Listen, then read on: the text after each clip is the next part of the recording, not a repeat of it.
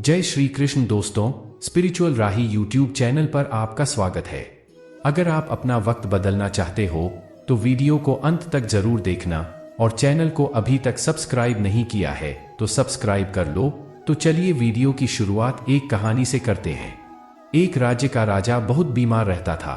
उसकी कोई संतान नहीं थी, इसलिए उसे ये चिंता सताती रहती थी कि उसके बाद राज्य की देखभाल कौन करेगा, राज्य का नया राजा कौन बनेगा। एक दिन राजा के एक बुद्धिमान दरबारी ने सलाह दी कि राज्य के किसी व्यक्ति को राजा बना दिया जाए। फिर राजा ने राज्य में ये खबर फैला दी कि राज्य को एक नए राजा की जरूरत है। महल में एक दास था, उसका लड़का राजा बनने योग्य था। वो मन ही मन में राजा बनने के सपने देखता था। जब उसे इसके बारे में पता चला तो वो बहुत खुश हुआ, क्योंकि उसे राजा बनने का मौका मिल रहा था। ये खबर सुनते ही राजा बनने की इच्छा लेकर बहुत सारे लोग राजमहल में आए ताकि वो लोग भी राजा बन सके। सब लोग आ गए, तब राजा ने उन सबको एक बीज दिया। राजा ने बोला, आज से 6 महीने बाद जो आदमी इस बीज में से निकले पौधे का सबसे सुंदर फूल मुझे देगा, उसी को मैं राजा बनाऊंगा और वही इस राज्य का राजा होगा। राजा ने सभी लोगों को एक एक गमले में रोप करके बीज दे दिया। अब दास के बेटे को भी उम्मीद जगी कि वो भी राजा बन पाएगा, मगर उसे बागबानी के बारे में ज्यादा कुछ पता नहीं था। पर फिर भी उसने बड़े प्यार से गमले की देखभाल की। 3 महीने बीत गए, गमले से कोई पौधा नहीं उगा। उसने माली से बात की, किसान से भी बात की, कई उपाय किए, लेकिन कोई भी काम नहीं आ सके। 6 महीने बीत गए, पर बीज से एक कोंपल तक नहीं फूटी थी। 6 महीने बाद तय किए गए दिन पर वो निराश होकर अपने खाली गमले के साथ महल में पहुंचा। वो देखता है कि बाकी लोगों के गमले में एक से बढ़कर एक सुंदर फूल खिले थे। वो उदास हो गया, उसकी आंख आंसुओं से भर गई। राजा ने सभी लोगों के गमले में खिले फूल को गौर से देखा और अंत में परिणाम की घोषणा की और दास के लड़के की तरफ इशारा करते हुए कहा कि यही मेरे राज्य का राजा बनने योग्य है। राजा के इस निर्णय से सब लोग हैरान रह गए। राजा ने इस रहस्य से पर्दा उठाया और कहा कि जो बीज मैंने तुम लोगों को दिए थे वो उबले हुए थे। उनमें से पौधा उगकर फूल का खिलना तो असंभव था, पर दास के लड़के ने उसमें सच्चाई और ईमानदारी का फूल खिलाया, इसलिए वही होगा इस राज्य का राजा। दास और उसकी पत्नी बहुत प्रसन्न थे। कुछ समय बाद राजा की मृत्यु हो गई और दास के लड़के को राजा बनाया गया। वो अच्छे से राज्य की देखभाल करने लगा। इस प्रकार सच्चाई और ईमानदारी की जीत हुई। इस कहानी से हमें यही सीख मिलती है कि जीवन में सच्चाई और ईमानदारी से अधिक महत्वपूर्ण कोई दौलत नहीं होती। अगर आपके पास भी सच्चाई और ईमानदारी रूपी दौलत है तो आपके वक्त को बदलने से कोई नहीं रोक सकता। आपका वक्त जरूर बदलता है, जैसे इस कहानी में दास के लड़के का वक्त बदला। जो व्यक्ति सच्चाई और ईमानदारी से जीते हैं वो अधिक संतुष्ट और सुखी होते हैं। सच्चाई और ईमानदारी एक व्यक्ति के आत्मविश्वास को बढ़ाते हैं और उसे अपने लक्ष्य की प्राप्ति करने में मदद करते हैं। ये एक ऐसी अनमोल धरोहर है जो किसी भी धनी या समृद्ध व्यक्ति से छीना नहीं जा सकता। इसे बरकरार रखने के लिए हमें सच्चाई और ईमानदारी को प्राथमिकता देनी चाहिए। जीवन पहला उपहार है, प्रेम दूसरा है और तीसरा समझना।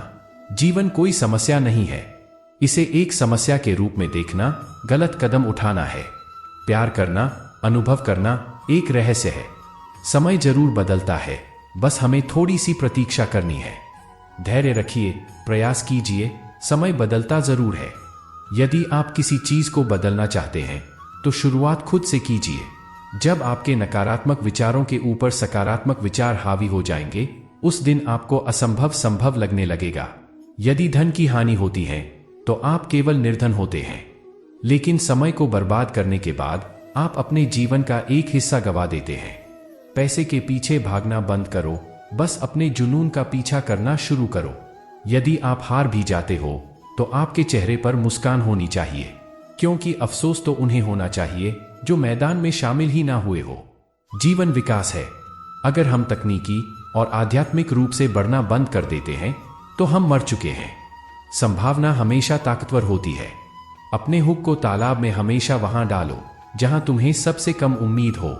वहां एक मछली तो जरूर होगी। जिंदगी एक किताब है और ऐसे हजारों पन्ने हैं जो मैंने अभी तक नहीं पढ़े हैं। मरने का डर जीने के डर से पैदा होता है। जो इंसान पूरी तरह जीता है वो किसी भी वक्त मरने के लिए तैयार रहता है। जीवन को हल करने के लिए समस्या नहीं है, लेकिन अनुभव करने के लिए एक वास्तविकता है।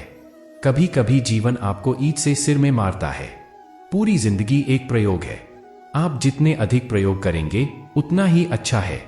जिंदगी जीने के बस दो ही तरीके हैं। पहला ऐसे कि कुछ भी चमत्कार नहीं है, और दूसरा ऐसे कि जैसे सब कुछ चमत्कार है।